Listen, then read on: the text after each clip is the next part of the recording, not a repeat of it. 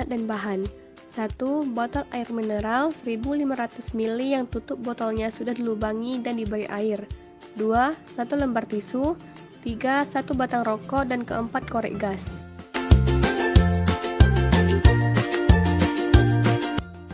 Satu, lubangi tutup botolnya terlebih dahulu dan pasang rokoknya di tutup botol yang sudah dilubangi.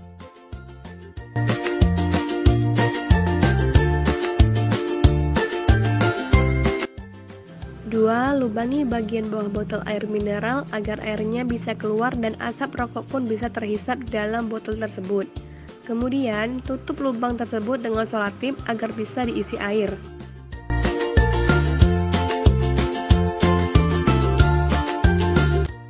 3. Isi botol dengan air sehingga penuh agar hasil maksimal.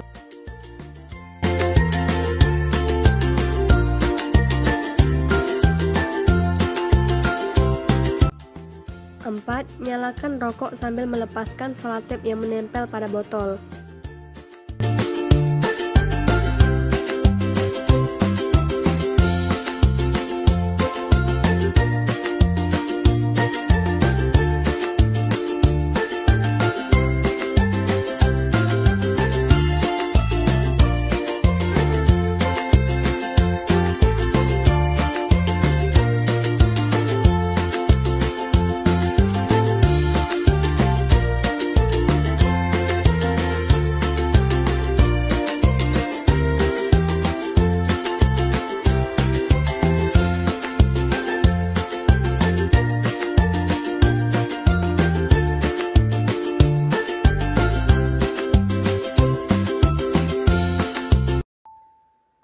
Struktur dan sel sistem pernapasan manusia. 1. Rongga hidung. Ada beberapa fungsi penting rongga hidung, yaitu 1. Penciuman. Fungsi utama rongga hidung yaitu sebagai indera penciuman. Kita dapat mencium setiap aroma di daerah penciuman yang terletak di puncak rongga hidung. Bagian rongga hidung tersebut dilapisi oleh sel-sel khusus yang disebut epitel penciuman, yang diselingi neuron yang mengandung silia sensorik. 2. Pernafasan. Udara yang kita hirup perlu dihangatkan dan dilembabkan sebelum sampai ke paru-paru. Proses tersebut dilakukan di bagian rongga hidung yang dilapisi epitel semu bertingkat bersilia. Silia berfungsi menahan lendir dan kelembapan lendir dan memiliki peran dalam melembabkan udara yang dihirup. 3. Kekebalan tubuh. Silia pada sel-sel jaringan yang melapisi rongga hidung dan lendir atau gel goblet secara bersamaan berperan dalam menyaring udara yang kita hirup. Silia dapat mengeluarkan partikel kecil dan kuman yang terperangkap di lendir dari saluran pernapasan. Dengan begitu dapat mencegah tubuh terkena serangan kuman dari udara. Berikut organ atau sel yang terdapat pada rongga hidung beserta fungsinya. 1. Vestibulum. Vestibulum merupakan bagian terdepan dari rongga hidung. Lubang hidung mengarah ke bagian rongga hidung ini pada dasarnya hanya lorong pendek yang dilapisi rambut dan mengarah ke daerah pernapasan rongga hidung. 2. Daerah penciuman. Puncak rongga hidung atau area piramidal paling atas, rongga hidung berisi semua reseptor dan sel yang diperlukan untuk indera penciuman. 3. Septum hidung.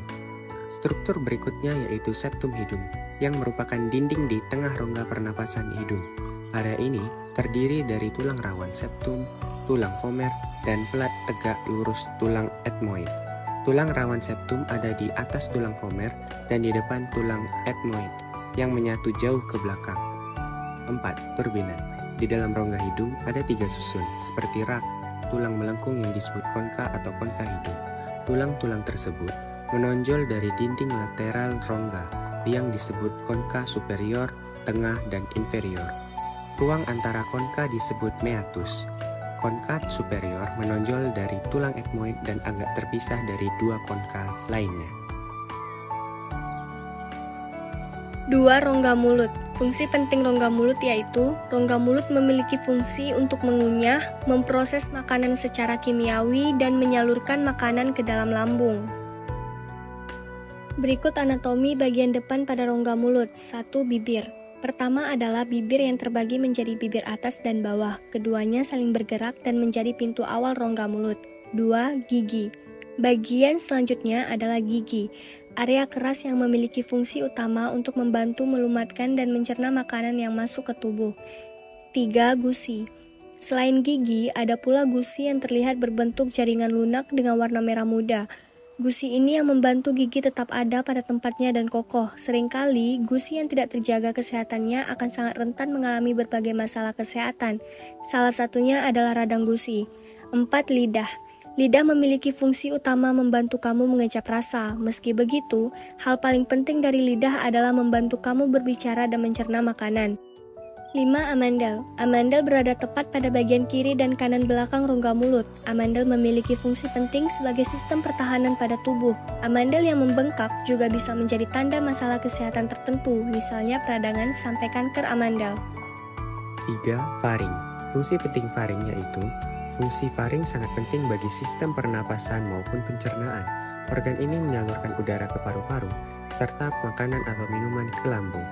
Karena perannya sangat penting, kesehatan faring perlu selalu dijaga agar terhindar dari berbagai penyakit yang bisa mengganggu. Berikut bagian-bagian pada faring. 1. Nasofaring. Bagian atas tenggorokan yang terhubung dengan rongga hidung untuk menjadi jalan masuk udara. 2. Orofaring. Bagian tengah tenggorokan yang terhubung dengan rongga mulut untuk menyalurkan udara, makanan, dan cairan masuk ke dalam tubuh. 3. Laryngofaring.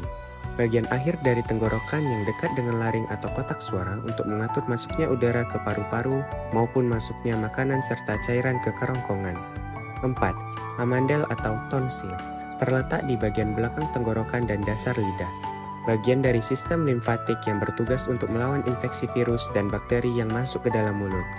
5. Tuba eustachius. Saluran yang menghubungkan telinga ke tenggorokan yang bertugas untuk menyeimbangkan tekanan di dalam dan luar telinga, serta membantu mengalirkan cairan dari telinga bagian tengah. 4. Laring. Fungsi penting laring yaitu 1. Menyalurkan udara untuk pernapasan. Fungsi laring dalam sistem pernapasan adalah sebagai saluran udara. Udara yang masuk melalui hidung atau mulut akan bergerak ke tenggorokan, kemudian laring dan diteruskan ke trakea hingga paru-paru. Selain itu, laring juga mampu mendeteksi partikel asing seperti virus, bakteri, atau kotoran yang dapat merusak saluran udara. Ketika partikel asing masuk ke laring, tubuh akan memicu batuk sebagai respon untuk mengeluarkan benda asing tersebut. 2. Melindungi kotak suara. Selain dalam proses pernapasan, laring juga berperan sebagai tempat kotak suara. Ini karena di dalam laring terdapat pita suara yang dapat bergetar, sehingga dapat menimbulkan bunyi. Keberadaan pita suara inilah yang memungkinkan kita berbicara, bernyanyi, dan berteriak. 3. Mencegah tersedak. Di pangkal laring terdapat organ bernama epiglotis. Fungsinya sebagai katup yang akan menutup pintu masuk laring ketika proses menelan makanan maupun minuman. Oleh karena itu, hindari makan sambil berbicara agar epiglotis menutup dengan sempurna dan mencegah tersedak. Berikut bagian-bagian pada laring. 1. Kartilago. Menurut buku Kajian Fisika tentang Anatomi Suara, terdapat 3 kartilago yaitu thyroid cartilage, cricoid cartilage, arytenoid cartilage. Thyroid cartilage terbentuk di depan laring yang merupakan rumah bagi pita suara. Sebagian besar merupakan jakun atau Adam's apple. Cricoid cartilage berada di bawah thyroid cartilage, berbentuk seperti cincin yang merupakan bagian terpanjang dari laring. Sedangkan arytenoid cartilage berbentuk seperti piramida kecil terhubung dengan cricoid cartilage di belakang pita suara bersama-sama membentuk hubungan cricoarytenoid. 2. Otot dan saraf. Otot ketika pita suara berada di posisi tengah selama produksi suara yaitu glotis tertutup. Otot yang memisahkan pita suara yaitu glotis terbuka dan otot yang menyesuaikan panjang dan ketegangan pita suara. Otot-otot laring diberi nama sesuai dengan posisi masing-masing sesuai yang dijelaskan. Otak mengordinasi produksi suara melalui koneksi dan sinyal antar saraf spesifik. Sinyal yang menuju laring akan menggerakkan otot-otot. 3. Pita suara atau vocal fold. Jaringan lembut berupa lipatan-lipatan yang menjadi komponen getaran utama pada laring. Terdiri atas sebuah cover, yaitu epithelium, basement membran, dan superficial lamina propria. Vocal ligament, intermediate and deep lamina propria, dan inti atau thyroarytenoid muscle. Lapisan-lapisan ini saling bekerja sama menghasilkan getaran pita suara. Pita suara bergerak mirip seperti wiper kaca mobil yang terpasang di bagian tengah kaca depan dan terbuka ke arah luar. Ujung depan kedua pita suara dilekatkan ke bagian depan sampai tengah, atau anterior commissure. 5. Trakea. Fungsi penting trakea yaitu, selain berfungsi sebagai jalur masuk dan keluarnya udara dan penyaring masuknya benda asing, trakea juga memiliki sejumlah tugas lain seperti mengontrol suhu udara yang masuk ke paru-paru, membantu proses batuk, dan membantu proses menelan makanan. Berikut bagian-bagian pada trakea. Dilansir dari jurnal yang berjudul Annals of Cardiothoracic Surgery, trakea adalah organ dalam tubuh yang terletak di antara paru-paru, dengan struktur tubular tulang rawan yang menghubungkan antara laring dengan bronkus. Trakea ini menjadi jalan masuk udara menuju ke paru-paru. Di dalam struktur trakea, ada banyak sekali tulang rawan seperti tulang krikoid yang berada di pangkal trakea. Kemudian ada juga cairan yang berada di bagian ujung trakea dan bronkus utama kanan yang mempunyai sudut curam dan bronkus utama kiri yang cenderung lebih datar. Biasanya, trakea yang ada di dalam tubuh perempuan cenderung lebih pendek dibandingkan dengan yang dimiliki oleh laki-laki. 6. Paru-paru. Fungsi penting paru-paru yaitu, paru-paru adalah organ penting dalam tubuh yang peran utamanya adalah mendukung sistem pernapasan. Berikut bagian-bagian pada paru-paru. 1. Bronkus. Tabung yang dikenal juga dengan sebutan bronkus tersebut menjadi penghubung antara trakea dan paru-paru. Jika dilihat, bronkus memiliki satu cabang di sisi kanan dan kiri, serta terhubung dengan trakea membentuk huruf Y terbalik. 2. Bronchiolus. Bronkus memiliki cabang-cabang yang semakin mengecil yang disebut dengan bronchiolus. Cabang-cabang bronchiolus membentang di sepanjang bagian paru-paru. Pasalnya, setiap paru-paru manusia memiliki hampir 30.000 bronchiolus. 3. Alveolus. Alveolus adalah kantung udara yang berbentuk seperti gelembung kecil, gunanya untuk pertukaran gas oksigen yang dihirup dari udara dengan karbon dioksida dari darah. 4. Pleura. Pleura adalah membran atau lapisan tipis terluar dari paru-paru. Pleura mengeluarkan cairan serous atau pleural fluid yang berfungsi sebagai pelumas agar paru-paru tidak bergesekan dengan dinding dada saat bernapas.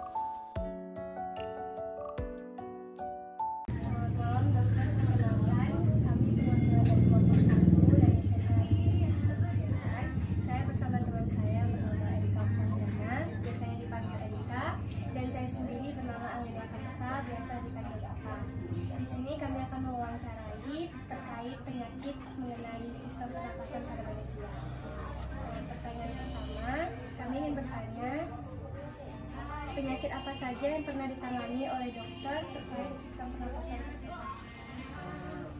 Baik, saya Dokter Nina. Jadi di sini saya menjelaskan untuk apa aja penyakit yang menyerang sistem pernapasan ya. Jadi untuk sistem pernapasan itu kita harus tahu dulu nih, ada hidung, ada kerongkongan, terus belum lagi ada bronkus, bronchiolus, alveolus. Jadi banyak sekali penyakit yang bisa menyerang sistem pernapasan, terutama apabila ada pencetus seperti demam, batuk, pilek. Nah itu bisa jadi salah satu penyebabnya. Kalau untuk penyakit yang terbanyak itu yang mudah tertular bisa karena TBC paru. Nah TBC paru, TBC paru itu disebabkan oleh infeksi Mycobacterium tuberculosa. Jadi kuman itu menempel sampai ke paru-paru, itu bisa menyerang sistem pernapasan. Kemudian nanti gejala-gejalanya itu bisa demam, penurunan berat badan, kemudian demam malam hari paling sering, terus berkeringat malam. Nah TB paru ini bisa sangat gampang menular hanya dengan droplet atau dahak yang keluar dari mulut penderita. Nah jadi itu bahayanya. Cuman TBC paru ini bisa disembuhkan dengan meminum obat rutin selama 6 bulan. Kira-kira berapa persentase pengidap penyakit tersebut? Kalau selama saya tangani di RSUD Tarempa, untuk pengidap TBC paru itu sekitar 45% kurang lebih. Dan bagaimana cara dokter menangani atau pengobatan terkait penyakit tersebut? Ya, kalau untuk TBC paru sendiri itu cukup sulit ya, karena sebagian besar pasien yang datang sudah tahu terinfeksi kuman TB. Nanti akan kita cekkan dahaknya, mengarah ada kuman TB yang tertinggal nggak di paru-parunya, terus di ronsen. dengan beberapa macam pemeriksaan, jika sudah tegak diagnosanya, sudah terduga TBC paru, nah ini kadang pasiennya ini hanya minum obat di bulan-bulan pertama, padahal dia harus rutin minum obat itu sampai 6 bulan, tidak ada putus satu obat satu hari pun. Nah kadang pasien dengan gejala TBC paru ini merasa udah enakan, tidak meminum obat, sehingga bisa menularkan kuman TB ini ke orang-orang yang sehat. Nah apalagi dengan tidak menggunakan masker, terus pasiennya mungkin membuang ludah sembarangan, nah itu bisa kita hirup. Jadi kuman TB itu bisa kita hirup, dahak itu bisa kita hirup dan bisa menginfeksi diri kita sendiri. Mengenai sistem pernapasan, kira-kira penyakit sejenis apa yang menurut dokter sulit untuk ditangani dan mengapa? Kalau untuk penyakit pernapasan yang sulit ditangani itu banyak ya, tapi paling sering itu rinitis yang bisa menyebabkan asma. Jadi ada namanya penyakit asma bronkial eksacerbasi akut. Itu dia tidak bisa sembuh total, jadi dia tidak ada obatnya, dia cuma harus menghindari alergen atau pencetusnya. Apa penyebabnya? Penyebabnya itu bisa karena adanya alergen, kontak alergen tertentu, misalnya pada debu, kita alergi debu nih, tiba-tiba nanti kita asma, atau orang sini asma, tiba-tiba kita sesak napas nih, sesak. Terus misalnya dia alergi apa? Alergi polusi atau alergi bulu atau alergi tungau, nah bisa sesak. Atau dia tidak ada alergi tapi keluarganya ada alergi, nah itu juga bisa dia jadi asma karena udah ada faktor keturunan. Nah itu terus kenapa bahaya, karena untuk kasus-kasus asma ini kalau tidak ditangani dengan cepat, pada saat serangan berat bisa sampai mengancam nyawa, bisa sampai kematian gitu. Untuk asma sendiri ada controller namanya, itu ada obat-obat yang memang diminum untuk pelega nafas. Jadi asma itu kan pernapasannya itu kan menyempit, itu ada penghalangnya. Jadi kalau diminumkan obat itu dia agak longgar, agak luas jadi pernapasannya, jadi tidak sempit lagi. Nah obat-obat itu biasanya pasien-pasien selalu standby, jadi ketika serangan langsung dihirup atau diminum, obatnya ada dihirup dan diminum ya. Tapi dengan kondisi yang serangan berat itu memang harus langsung ke IGD, karena kalau tidak bisa pernapasannya itu bisa menyempit dan bisa gagal napas dan bisa sampai kematian. Itu yang ditakutkan. Sebenarnya dia masalahnya sepele, cuma sesak napas saja, tapi itu tadi kalau tidak ditangani dengan cepat akan mengancam nyawa sampai kematian. Selain wawancara